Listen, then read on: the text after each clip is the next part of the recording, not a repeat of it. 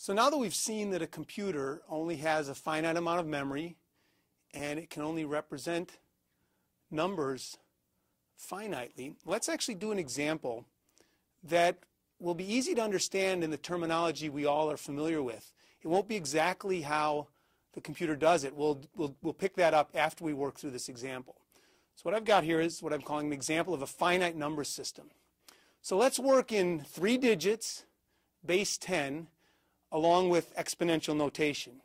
What I mean by that is we're going to use 4 symbols to represent our numbers: A, B, C, and E. A, B, and C will represent the 3 significant digits, and their values will be between 0 and 9. There's one exception, which we'll outline below. Then we'll have 1 digit for the exponent, which will also be between 0 and 9. Now, the definition of the number that's represented by these 4 symbols is going to be very simple. So I'll use the notation for now. N, the number represented by A, B, C, and E, is simply the base 10 representation that you've used all along. A, decimal point, B, C, so those are the digits, times 10 raised to the E minus 4. So we'll subtract 4 from E, and we'll see why we're doing that in a moment. So for example, if I write n 7356, what I mean is 7.35, mapping the A, B, C directly above, times 10 raised to the, and then we'll take 6 minus 4, which is really the second power, so I get the number 735. So what we're representing is really numbers with 3 digits of accuracy in base 10. Now, the range of possible numbers is limited. Remember, we only have 3 digits, and we only have an exponent that varies between 0 and 9. Because of the minus 4 offset, the exponent in the end only varies between -4 and +5. So the smallest number we can represent, other than 0, is 0.01. A is 0, B is 0, C is 1.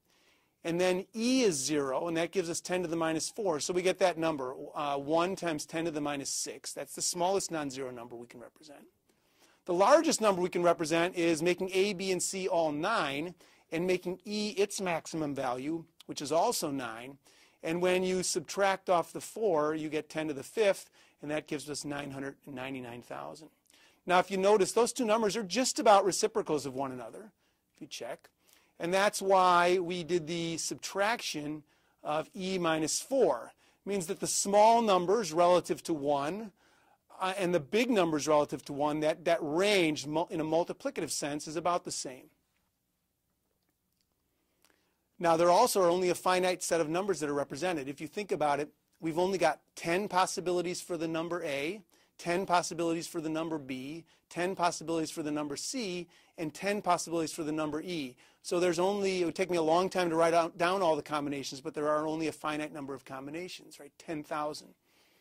So that's all the numbers we can represent. Now there's one exception, as I mentioned, and let's see what that exception is. So this is a rule.